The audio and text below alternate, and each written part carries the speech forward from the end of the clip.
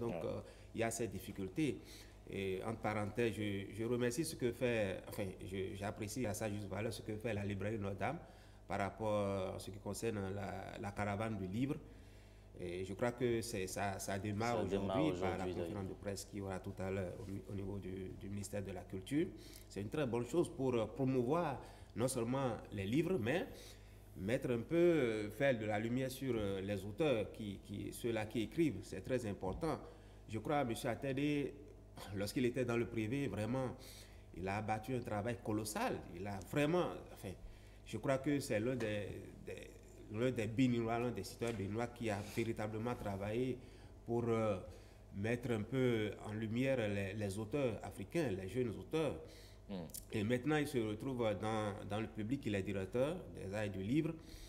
Je voudrais que ce dynamisme dont il a fait montre dans le privé, qu'il en fasse pareil dans le public. Je sais que ce n'est pas facile parce que certainement qu'il est mis dans un canevas, mais je voudrais que tous les acteurs du livre l'accompagnent dans ce sens. D'accord. Il y a encore une grosse question qui reste. Hein. Quelle thérapie appliquer pour que la filière, pour replacer la filière au cœur même de l'économie? Mais une question toute spéciale à monsieur le directeur, c'est justement par rapport à tout ce que les écrivains ils font. Il y a ce qu'on appelle la reconnaissance. Notre prix Goncourt entre griffes que l'on décerne au meilleur écrivain, au meilleur auteur ou à la meilleure œuvre de l'année, le prix du président de la République, il va disparaître. Ça devient quoi? Alors, c'est une question sensible et épineuse, très sensible. Le prix du président de la République, pour ce que je sais, très humblement, c'est une initiative des acteurs de la chaîne. Ouais. C'est un projet des acteurs qui, au bout d'une ou de deux éditions, commençaient à ne plus s'entendre. Et à une édition, il y a quelques années en arrière, l'État, à travers l'ancienne Direction nationale de la promotion du livre et de la lecture, a récupéré, je mets le mot avec beaucoup de prudence, récupéré l'organisation et l'a fait deux fois. L'année dernière, il y a eu un prix, et 2 ans auparavant, en 2015, il y a eu également une édition organisée par la Direction nationale DNPL de l'époque. Moi, quand je suis arrivé, vous imaginez bien que, étant du secteur, j'ai été approché par plusieurs personnes. Voilà, il faut ceci, voilà, je ne vais pas aller dans les détails. Alors, pour couper court à tout, j'ai proposé que nous ayons désormais une initiative qui est à sa première édition, qui sera lancée le 15 novembre prochain à 10 h au Bénin Royal Hotel, qui s'appellera le Grand Prix littéraire du Bénin. Les détails de ce nouveau dispositif, ces détails seront présentés officiellement le 15 novembre. Ça vient remplacer le prix du président? Je ne dirais pas que ça vient remplacer. Nous organisons désormais au niveau du ministère du Tourisme, de la Culture et des Sports le Grand Prix littéraire du Bénin. Et qu'est-ce que vous faites du prix du président de la République? Je vous ai dit tout à l'heure que c'est une initiative des acteurs. Et il y a d'autres paramètres politiques qui n'est pas détaillé ici, et qui font que l'intitulé de ce prix a un petit souci. Si nous voulons l'accompagnement des pouvoirs publics, cet intitulé pose un problème en réalité. Et donc, je me dis, nous prenons ce qu'il y a de bien dans le prix du président de la République, nous faisons quelque chose de plus élargi, de plus ambitieux, de plus lucratif.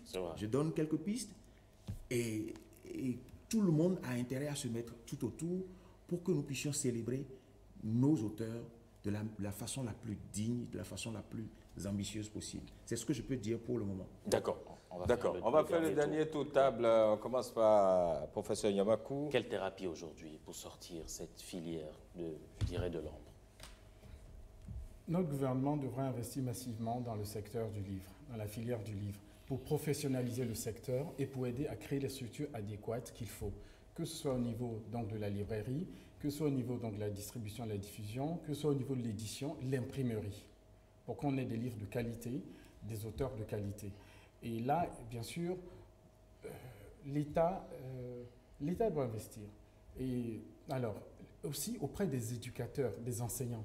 Parce qu'il faut qu'on ait des enseignants qui aiment lire. Parce que certains enseignants, et pas une faible quantité, eux aussi, n'ont pas honte de dire qu'ils n'aiment pas lire. Alors, c'est vraiment que toi, enseignant, ne pas aimer la lecture. Ne pas aimer la C'est à lecture. l'enseignant de donner le goût du livre. Ouais. Et les différents professionnels du livre, les bibliothécaires, leur mission, c'est aussi de générer cet intérêt-là de la lecture chez le public béninois.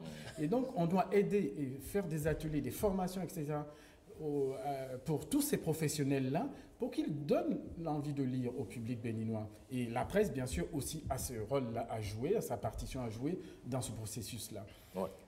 Voilà. Maintenant, moi, je voulais dire un mot quand même sur le prix du président de la République. Je voulais dire que, moi, l'intitulé de ce prix ne me plaisait pas. Oui, tout simplement, l'écrivain est un esprit libre, c'est un intellectuel. Si on vous dessine le prix du président de la République, c'est comme si l'écrivain qui critiquerait un chef d'État en exercice n'aurait jamais ce prix-là. C'est l'idée qu'on se ferait. Voilà. D'accord. Donc, D'accord, c'est votre point de vue. On rappelle que vous êtes auteur de Abraham Hannibal, l'aïeul noir de Pouchkine, traduit dans plusieurs langues. Ici, c'est en russe, et puis En par anglais. ici, c'est en anglais. Ouais. On passe à vous, Judith Bernice. Pour résumer, je vais parler de la filière métier du livre, l'amour du livre à inculquer et la promotion du livre à travers, par exemple, les cafés littéraires, les festivals de poésie. Il y en avait un très grand, le CIPOF, dont je faisais partie du comité d'organisation, un très grand qui réunissait les 5 continents. Et c'était une belle fête littéraire, c'était une belle fête. Les élèves, même les écoliers s'intéressaient à la chose parce qu'il y avait plusieurs sites sur lesquels on organisait ça. C'était beau tout simplement.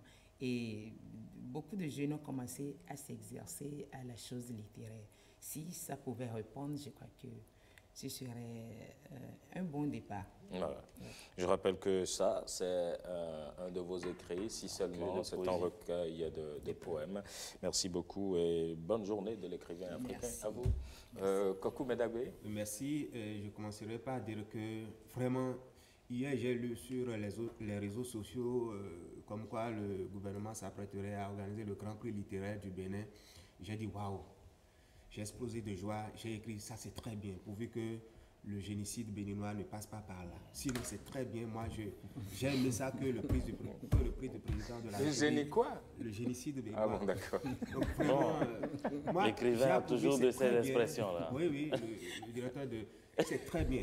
Ça dit que ça encourage, ça donne de l'engouement. Je Ça crois motive, que dans la vie, quand on travaille, il faut chercher à évoluer. Je crois que c'est un pas en avant. Pour dire que chaque enfant devrait avoir un livre. Ouais. Le monde est dans le livre et le livre est dans le monde. Dans le monde. Merci beaucoup, les envoûtés du Golfe. C'est avec ça que vous faites la caravane du Oui, livre, la c'est bien caravane cela? du livre qui démarre aujourd'hui Ouais. par la conférence de De presse. presse, d'accord. Au ministère. Au ministère. Les envoûtés du Golfe. On a encore c'est- quelques petites minutes pour clore ce débat. Monsieur le directeur. Merci.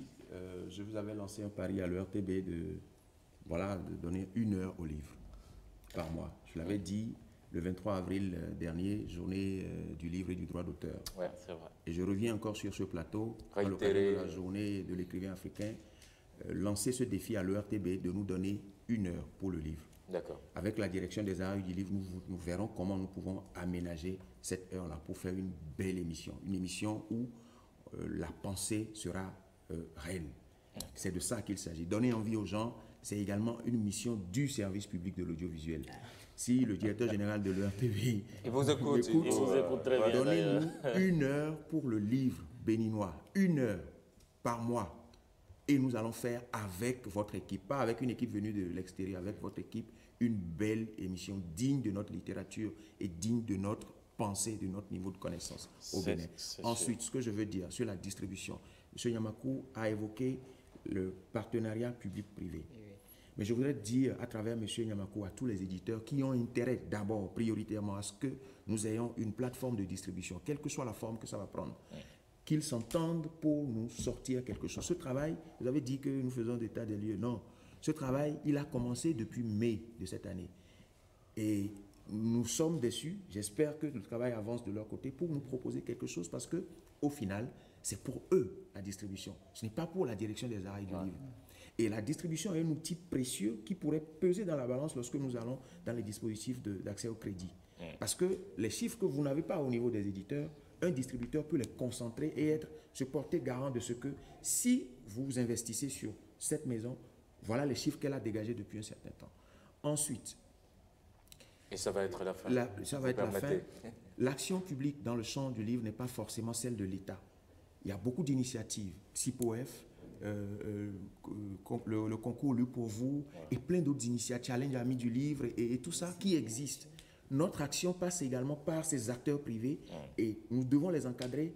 Nous devons travailler à ce que ces acteurs ne se concentrent pas forcément dans le côté méridional, parce qu'il y a beaucoup d'initiatives littéraires concentrées sur Cotonou, Porto Novo et Ouida. J'incite les acteurs à penser à Malanville, Kandi, Niki, Bembereke, Parakou, Latitengu, ainsi de suite, pour que la justice en matière d'accès aux services du livre et de la lecture publique soit pour ce pays. Le Cotonou n'est pas, comment dire... Cotonou n'est pas le Bénin. Cotonou n'est pas le Bénin. Je voudrais inviter nos acteurs privés à prendre le risque d'aller dans des milieux qui ne sont pas a priori les leurs, d'investir les champs. Tous les enfants béninois ont besoin d'avoir un livre. Et c'est ça le sens de la lecture publique. Et je finirai sur ça en vous disant que la lecture publique est au cœur de tout. La lecture publique, ça consiste simplement pour l'État, pour nous, à permettre à un enfant d'avoir accès au livre parce que ses parents n'ont pas les moyens, parce que pour plein d'autres raisons, il n'a pas accès au livre. Et c'est en faisant tout ça, en conjuguant l'ensemble de ces efforts que nous coordonnons, c'est tout ça qui converge vers la réussite que nous espérons tous pour le secteur. Désolé, mais pas quand nous parlons de cette question, il y a une espèce de fièvre qui nous envahit. On n'a pas forcément envie de faire. Et on nous traite souvent de passionnés. Mais on peut vous comprendre, et puis c'est tout à fait normal. Il faut démocratiser le livre. 30 secondes, professeur, 30 secondes. Oui, parce que le Béninois se plaint, on a dit tout à l'heure, du coût du livre. Et pour cela, l'éditeur qui sort un livre est obligé de fixer un prix. Il faut que ce soit rentable. Et donc, on a besoin aussi d'un accompagnement. Et comme le directeur du livre est là, c'est important effectivement de rappeler qu'on a besoin aussi de cet accompagnement-là. Ça, c'est les pouvoirs publics toujours. Effectivement, pour permettre... parce que si on avait des bibliothèques, des médiathèques dans tout le pays et que l'État achetait les livres... Et vous a lancé la balle, ça ne va pas. On ne va pas refaire le débat. On ne refait pas le débat. Ne vous en faites pas. Je sais que vous allez... On ne va pas refaire le débat. Merci, monsieur le directeur. Vous allez vous entendre. Merci à chacun. Et rassurez-vous, votre appel à l'endroit du directeur général de l'OATV, il sera réceptif sans doute. Ça fait 6 mois qu'on attend. Ne vous inquiétez pas. Merci beaucoup. On marque la pause et puis on se retrouve pour la suite de 5 sur 7 matin. À tout de suite.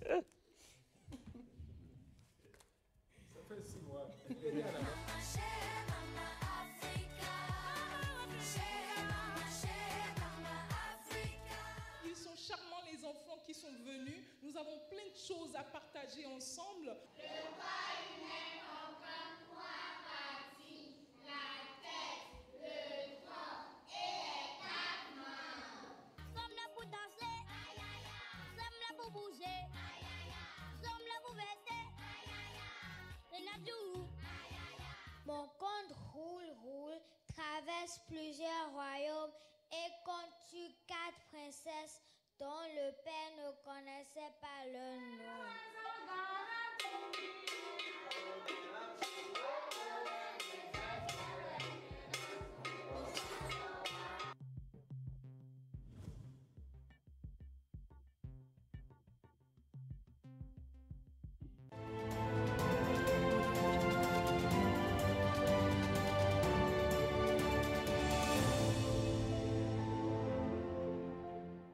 L'émission, c'est 5 sur 7 matin sur la télévision nationale. Merci de votre fidélité. Nous sommes le mercredi 7 novembre et aujourd'hui, nous célébrons donc l'écrivain africain, la 26e édition donc de cette journée de l'écrivain africain. Sur les réseaux sociaux, sur Internet, il y a également eu sans doute le débat à l'instar de celui qu'on vient de faire ici. La question qui vous était posée, c'est bien celle-ci, je vous la rappelle. Quelle politique faut-il mettre en place justement pour permettre aux acteurs de la filière du livre de bénéficier de leurs œuvres?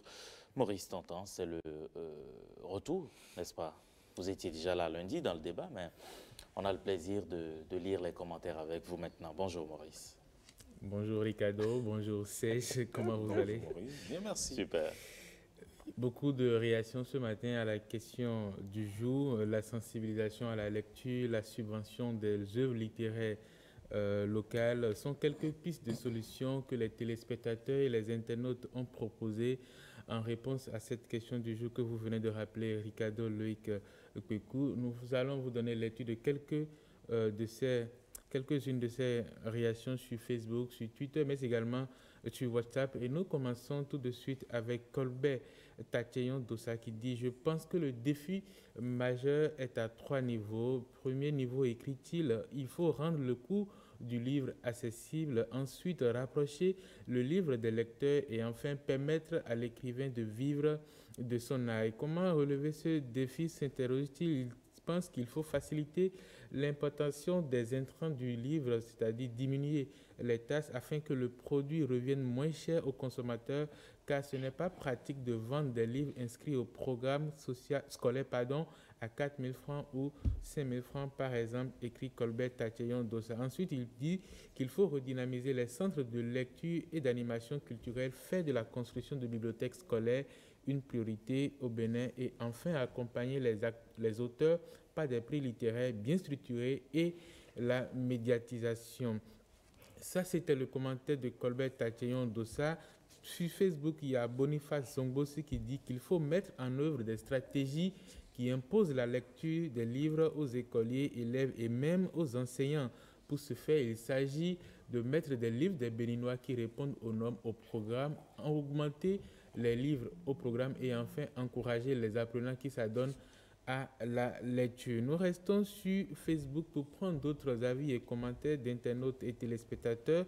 Jean-Christelle Cedro nous dit « Les auteurs et éditeurs devraient adapter leur approche aux réalités sociales actuelles. Plus précisément, cela passe par la promotion de leurs ouvrages dans les écoles et centres de formation.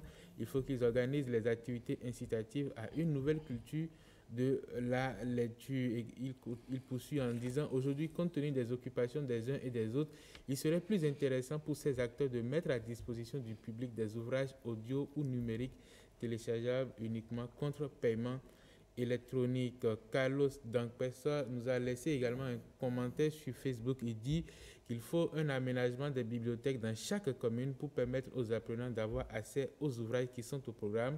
Organiser un concours de meilleurs lecteurs dans chaque commune afin d'inciter nos apprenants à savoir l'importance des livres et permettre aux apprenants d'avoir accès facile en diminuant le coût des ouvrages et décréter des journées pour rendre le livre plus proche des apprenants. Nous allons passer du côté... Vous avez oublié qu'il y a quelqu'un qui dit qu'il faut fermer les centres. Ah oui, il y a Geoffroy Koblet qui dit qu'il faut fermer tous les centres de photocopie. Je pense que c'est une solution assez radicale, mais qui a son importance parce que effectivement, il y a beaucoup d'acteurs qui sont dans la photocopie des livres et ça qui volent comme ça c'est plutôt toute la chaîne. La chaîne, on vole voilà, l'écrivain, on vole l'éditeur et tout. Nous allons prendre le commentaire le commentaire de Alerleno Gassin Mathieu qui nous dit « Pour permettre aux acteurs de la filière du livre de bénéficier de leurs œuvres, je pense que l'État a un rôle très capital à jouer dans cette dynamique, dans cette affaire, écrit-il. D'abord, il doit prendre le courage de subventionner ces œuvres afin que leur prix soit à la portée de tout le monde, notamment pour le monde scolaire. Ensuite, il faut faire la promotion des maisons d'édition et que cela permettrait de diminuer un tant soit peu les coûts de production. Enfin, écrit-il, il faut créer des librairies. On va passer du côté de Twitter à présent. Gounou Setondi Raymond écrit « Les concours du livre ou d'autres compétitions pouvant valoriser et l'auteur et son livre sont à prioriser. L'État fait déjà beaucoup de choses dans ce sens, écrit-il. Le prix du président en est une illustration, mais il faut également la mise au programme de certains livres et sensibiliser les apprenants sur la lecture. » Nous allons terminer avec ce dernier commentaire qui nous vient tout droit du septentrion de Parakou, précisément. Malheureusement, l'auteur n'a pas signé son commentaire, mais il est intéressant et on va le lire, Serge et Ricardo, si vous le permettez. Il dit « Pour que les acteurs du livre vivent de leurs œuvres, il faut un marché. Il faut donc créer ce marché et cela passe par le fait de ramener les gens à la lecture. Pour ça, on peut instaurer un concours de lecture nationale à l'image du concours Miss Bénin. Il faut ensuite équiper les bibliothèques et rénover celles en ruine. C'est le cas de la bibliothèque départementale de Parakou et il dit qu'il imagine la situation à l'intérieur du pays. Enfin, éduquer la masse sur la richesse que constitue le livre. Ici au nord, on n'a pas de bibliothèque dans nos salons, mais à la place, il y a des grandes armoires remplies de plats glaciaires verts qu'on n'utilise jamais. Il faut que cela change, conclut cet internet qui nous a écrit, j'imagine bien depuis Parakou. Oui, c'était un beau commentaire, c'est vrai. Il faudrait pouvoir... Je ne sais pas comment est décoré le salon de Sège, s'il y a aussi beaucoup de glaciers qui ne sont jamais utilisés. En tout cas, moi, j'y vais souvent, il y a beaucoup de livres. Ah, un peu partout, quoi. C'est orné de livres. C'est déjà... On va utiliser son salon comme modèle. Merci, Maurice Tantan. Merci, Serge. Merci, Ricardo. Portez-vous bien. Vous aimez le café? C'est ce qu'on va vous offrir aujourd'hui. Hein? Vous n'apprenez pas. Je n'en prends pas. D'accord, d'accord. Il n'y a pas de souci. Mais c'est du café qu'on vous offre aujourd'hui. Le café, est-il bon ou est-il mauvais pour votre santé? On en parle avec Priska Deoubachabi, notre nutritionniste, diététiste. On connaît ça tout de suite.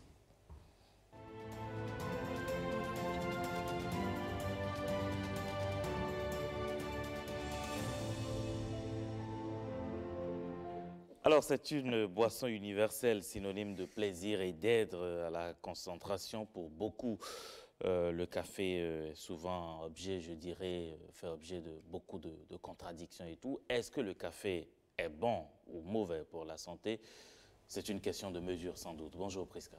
Bonjour Ricardo. Vous allez bien? C'est Sénandé ou bien Sédami. Sédami. Voilà. Bonjour Sédami. Bonjour Priska. Et Priska, c'est... Tivedi. Voilà. Bienvenue. Et ce matin? Ça va. D'accord. Alors, on parle du café aujourd'hui. Effectivement, café d'abord, c'est une boisson. Et ça provient du caféine. C'est un arbuste qui se développe au niveau des régions moins tempérées, les régions situées autour de l'équateur, dont la température oscille entre 20 et 25 degrés. Ce café donne des fruits qu'on cueille et puis il faut sécher, torréfier, puis on mouille ça avant d'avoir les poudres de café. Nous en avons 2 variétés. Ce que beaucoup de gens ne font pas, on dit « je veux du café ». On achète café sans lire les étiquettes. Il y a café arabica qui a une teneur très faible en caféine. Et il y a café robusta qui a une teneur très élevée en caféine. Voilà les 2 variétés de café que nous avons. Nous allons aborder la composition nutritionnelle du café. Le café est riche en minéraux, en vitamines et puis en caféine. Comme vous l'avez suggéré tout à l'heure, et Ricardo l'avait dit, que ça stimule. Ça nous donne beaucoup de concentration. Ça améliore la vigilance aussi. C'est à cause de la présence de la caféine contenue dans le café. En dehors de ça, nous avons les minéraux comme le magnésium, le potassium et puis le sodium. Quelques traces de fer. Nous avons des antioxydants, l'acide phénolonique qui intervient sur les radicaux libres que nous apportent les ananas. Mais tenons-nous tranquilles, en prenant du café, ça inhibe l'absorption de certaines vitamines, surtout les vitamines de complexe B, de fer et B9. Si vous êtes anémie ou bien vous apprenez des anti-anémiques, après avoir pris votre médicament, vous prenez votre tasse de café, sinon vous n'avez rien pris. Ah bon? Ça inhibe l'absorption du fer dans le sang. Vous allez toujours rester anémié malgré que vous serez en train de prendre. Voilà. Donc, quand vous suivez un traitement, il faut éviter la consommation de café. Consommer à dose élevée. Quelle est la quantité recommandée par jour? Normalement, c'est 400 mg de caféine par jour. Quand nous disons 400 mg, vous voyez comprimé de para ou bien aspirine, ça avoisine. D'accord. Maintenant, il est vrai, en voulant faire l'industrie, il ajoute des acidifiants, des poudres d'amidon et consorts. Et on recommande une cuillère à café, c'est-à-dire par tasse et 2 tasses par jour. Si vous êtes habitué, si votre organisme accepte. Mais si votre organisme n'accepte pas, vous allez constater irritabilité, stress, insomnie et tous les troubles nerveux qui peuvent s'accompagner jusqu'à une dépression quand vous consommez une overdose. Mais quand vous respectez la dose, vous allez voir, ça stimule vos systèmes nerveux et le système digestif. Vous mangez, vous finissez de manger, vous prenez votre tasse de café, vous allez voir la digestion est accélérée. Ça facilite la digestion. Mais au niveau du café, quand pour le tabac, on met, pour les trucs de publicité, on met... Nuit gravement la santé. Nuit gravement. Mais pour le café, on doit mettre ça aussi. Parce qu'on ne respecte pas la dose. Quand je travaille, j'ai du travail à faire surtout... Je prends du café. On prend du café pour stimuler l'organisme. Mais à fin de compte, on surcharge le système nerveux parce qu'il nous faut 8 heures de sommeil par jour. Voilà que Loïc vient au service déjà à 6 heures moins. Déjà à 5 heures, vous êtes sur le qui-vive. Oui. Donc, de 0 à 5 heures, ça fait 5 heures de temps de sommeil. Donc, vous devez aller au lit à 21 heures. 21 heures, je dors déjà. À 4 heures, je suis en éveil. 4 heures, là, vous n'avez pas fait les 8 heures de sommeil. J'ai pas le choix. Et à midi. Et il réussit. Non, à à la midi, pause. Bon, je au moins fais une heure de sommeil. Oui. Oui, ça peut aller. Comme ça, vous n'avez plus besoin d'ajouter du café. D'accord. Okay. Merci, Prisca. Okay. À demain. Demain, nous allons parler des aliments de complément. Les enfants de 6 à 2 ans. Qu'est-ce qu'il faut donner aux enfants? Merci, Prisca. Merci. On se retrouve demain. Vous passez un excellent mercredi. Merci. Allez, on va faire du sport maintenant. C'est avec Hospice Metoli.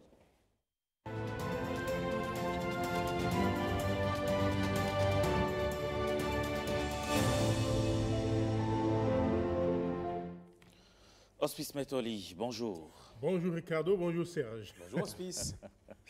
Allez, on parle des écureuils patineurs qui sont de retour à Cotonou après leur sacre. C'était de l'autre côté d'Égypte. C'est exact, chez Serge Ayaka. Ouais. Oui, il va souvent à Alexandrie. Alexandrie, on va en parler tout à l'heure. Deuxième sacre d'affilée pour la sélection béninoise en roller de vitesse. Ils ont été accueillis à l'aéroport de Kadieroum par Patrick Ayadji. Ils bravent tous les écueils et parviennent à toucher le Saint Graal. Ces écureuils patineurs viennent de faire la passe de deux éditions de championnat d'Afrique de roller de vitesse, 2 titres continentaux pour le Bénin. Une telle prouesse force admiration et honneur. Le ministre des Sports délègue Imourou Bouraïma qui accueille les héros béninois à leur descente à l'aéroport international Cardinal Bernardin Gantin de Cotonou. 11 breloques en or, 9 en argent et autant en bronze. La moisson est excellente grâce à l'espoir du roller sport féminin. Raudat Demba Diallo, détentrice de 7 médailles, tout en or. J'ai cravaché très fort parce que c'était très difficile parce qu'il y avait j'avais des adversaires de très haut niveau. Alors il fallait beaucoup travailler pour avoir cette médaille. Nous avions à cœur de ramener ce titre-là à la maison. Et ici, très haut, le drapeau du Bénin, ça devait être une fierté pour nous. Et nous nous sommes dit que nous le pouvons. On n'a jamais lâché, on a cru en nous, on a eu foi en nous. Dans la matinée, il y a une rude compétition entre les Béninois et les Égyptiens. Et dans la soirée, c'est une autre compétition. Et c'est ça qui nous a permis de remporter ce titre. À leur sortie de l'aéroport, le bus affrété pour la circonstance transporte les ambassadeurs béninois au siège du Comité national olympique et sportif béninois et à la Confédération africaine de roller sport. Les athlètes béninois retrouvent 2 présidents, tous fiers de leur performance. Vous avez fait hisser les couleurs de votre pays dans ce pays lointain. Vous avez fait retentir l'hymne national du Bénin qu'on entend très, très rarement aux grandes compétitions. Il y a de quoi être fier de ce pays. Ce qui se passe en ce moment n'est pas la gloire du roller, c'est la gloire de tout un peuple. Partout où nous allons passer, nous devons tout faire pour faire gagner le Bénin. En attendant les honneurs du ministre des Sports, les champions d'Afrique sont aux anges pour avoir conservé leur couronne devant l'Égypte, pays hôte, et le Kenya, au thème d'une bataille âpre. Félicitations tout simplement. Oui, très très bon travail du côté de la Fédération béninoise de rollers. C'est une discipline qui prend de jour en jour plus d'ampleur au Bénin. Oui. Il suffit de faire un tour du côté du stade de l'Amitié, Général Mathieu Kéré. Ouais, ouais. Alors, parlons d'autre chose. Le 1er agosto chez les dames et le Al-Ali chez les messieurs sont sacrés champions d'Afrique des clubs champions de handball. C'est exact. Les Égyptiens chez les hommes et les Angolais chez les dames ont été sacrés à Abidjan, dans la capitale économique ivoirienne. Un championnat d'Afrique des clubs champions dominé par des clubs de ces deux pays sur la première et la deuxième marche du podium. On a bien sûr chez les dames le 1er agosto et le Petro Atlético. Et puis chez les hommes, on a bien sûr le Al-Ali et le Zamalek du Caire. Les finales de ce 40e championnat d'Afrique des clubs champions de handball ont mis en lumière les derbys angolais chez les dames et égyptiens chez les messieurs. Le choc Petro Atlético 1er agosto chez les dames a été un choc des générations. Le Petro, composé de la nouvelle génération d'handballeuses de l'Angola, était en face de l'expérience du 1er agosto. Le symbole est le pivot du 1er, Albertino da Cruz, qui a remporté la première mi-temps à elle toute seule, en poussant régulièrement Delphina Kabanga et ses équipières à la faute. 11-17. Le Petro est en train de revenir tout doucement avec une équipe très jeune. L'équipe de Primo, quand tu les vois, c'est une équipe un peu plus aguerrie, un peu plus mûre. Moi, je pense que c'est au niveau de... C'est ce qui a fait un peu la différence entre elles. Il y a une équipe qui est jeune et il y a une équipe qui est plus aguerrie. La reprise du Petro sera meilleure. Daniela José et Fortuna Johanna ramèneront le Petro à 18-20, soit à 2 buts du retour au score. On jouait la 22e minute. Et puis, il y aura ces 4 pertes de balles qui permettront au 1er de creuser à nouveau l'écart. À l'arrivée, le 1er s'impose 25-21. Of course, we're very happy because we finally got the victory, and we have been prepared for a long time. We lost Petro in the National League, so it was a big fight. So we really wanted to win today, so we are very happy. Chez les garçons, c'est encore plus tendu. Le choc entre le Zamalek en rouge et le Al-Ali en blanc. 2 ogres du handball continental au niveau des clubs. Rapide et puissant, le Al-Ali remportera cette finale en défense avec un excellent gardien, Mohamed Essam, présent dans les moments décisifs. Les 30 premières minutes sont très serrées. 13-11 à la pause pour Hassan Yosri, le coach de Al-Ali. La détermination des Alexandrins leur permettra de tenir jusqu'au bout. Al-Ali domine le Zamalek 27-25. Rendez-vous au Cap-Vert en 2019 où les titres du 1er et de Al-Ali seront remis en jeu. Ricardo, il faut retenir qu'en marge de la compétition, la Confédération africaine de handball a organisé tout simplement son assemblée générale ordinaire, ce qui lui a permis d'attribuer les CAN 2022 et 2024 chez les hommes comme chez les dames. Chez les dames, bien sûr, au Cap-Vert pour la CAN 2024. Chez les hommes, ça a été octroyé à l'Algérie pour 2022 et le Sénégal aura également 2024 chez 2022. Chez les dames, c'est dit tout simplement que à ce niveau, tout est clair. D'accord. Allez, très rapidement, vous nous dites que l'association sportive de la vallée de l'Ouémé, dans la douleur, gagne quand même son premier point en Vitalor Ligue 1. Ça a été très très compliqué face à Béké, mené au score dès le début de la rencontre. Il a fallu la seconde mi-temps pour que les protégés du président Marcelin Boukevet puissent revenir au score. Baptême de feu difficile pour Ibrahim Da Silva et ses poulains de l'association sportive de la vallée de l'Ouémé. Ma toute première saison de première division, j'ai fait longtemps en D2, mais là je suis en train de découvrir quelque chose. En D2 c'est rugueux. C'est rugueux, c'est insouciance. Mais ici, avec les joueurs qui ont le vécu, ils vous mettent tout de suite en difficulté si vous ne savez pas les prendre. Sur leur pelouse de Fortune de Dangbo, ils sont vite menés au score. 9e minute de jeu, Mohamed Saka ouvre le score pour Béké. L'idéal, c'est de les contenir, aller chercher un point. C'est vrai, c'est à domicile. C'est mieux que de perdre tout le gain de la partie. Mais c'est aussi bien pour nous parce que c'est une équipe promue. Vous voyez, nous venons de très loin. C'est maintenant que nous sommes en train de découvrir en fait, le haut niveau béninois. Malgré le fort soutien des Womenous, l'ASVO va balbutier pendant toute la première période son football. Très peu précis dans les passes, même s'ils ne sont pas aidés par la qualité des installations, ils sont très lents dans le replacement. Tout le contraire de Béké, très présent dans les duels. Notre objectif, c'est de se maintenir.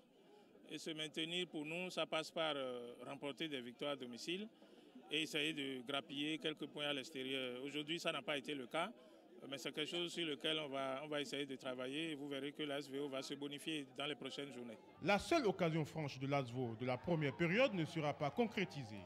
La faute à un malheureux faux rebond. À la reprise, Josiah Sessou et ses coéquipiers sont dans de meilleures dispositions et reviennent rapidement au score, profitant de ce malentendu dans la défense de Béké. Haché Fonda ramène les deux équipes à égalité. Pour ce match, je ne suis pas totalement satisfait parce que j'étais venu pour prendre les 3 points. Donc, vu le cours du match, je pouvais le faire. Donc, nous avons pris un but qu'il ne fallait pas prendre, le but égalisateur. Et sur 3 défenseurs, l'attaquant a pu passer et marquer le but. Voilà. Donc, on ne peut pas dire qu'on est satisfait. Un point précieux pour le promu ASVO qui devra batailler dure pendant les 37 prochaines journées de championnat pour se maintenir. Rappelons-le, seulement 14 places sont disponibles en première division la saison prochaine pour les 19 clubs engagés cette saison. Elles coûteront donc très cher.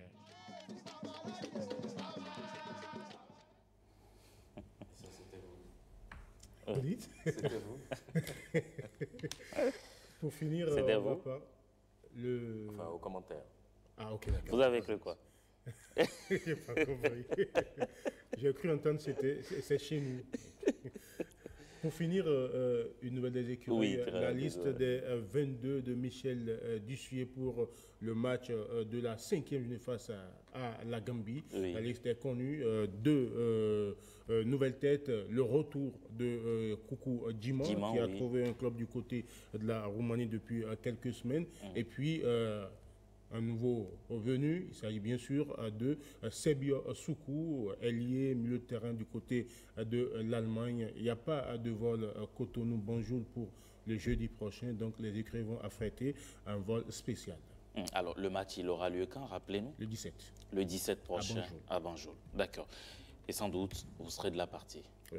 D'accord. Ramenez-nous de belles images et de très beaux commentaires. Et puis la victoire en Gambie, pourquoi pas? On l'espère aussi parce que ça va faciliter les choses à Cotonou lors de la 6e journée contre le Togo parce que c'est un derby. Et si c'est compliqué du côté de la Gambie, c'est que ce sera comme une finale du groupe ici à Cotonou. Donc le souhait, tout simplement, c'est de gagner du côté de la Gambie et souhaiter que le Togo soit battu par l'Algérie à Lomé.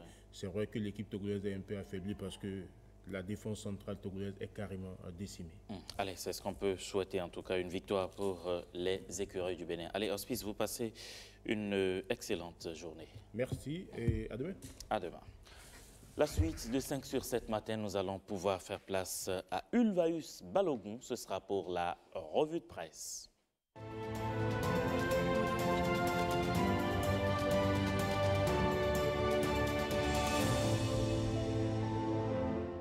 La revue de presse, c'est avec vous, Ulvaeus. Ça va? Bienvenue, bonjour. Merci, bonjour à vous.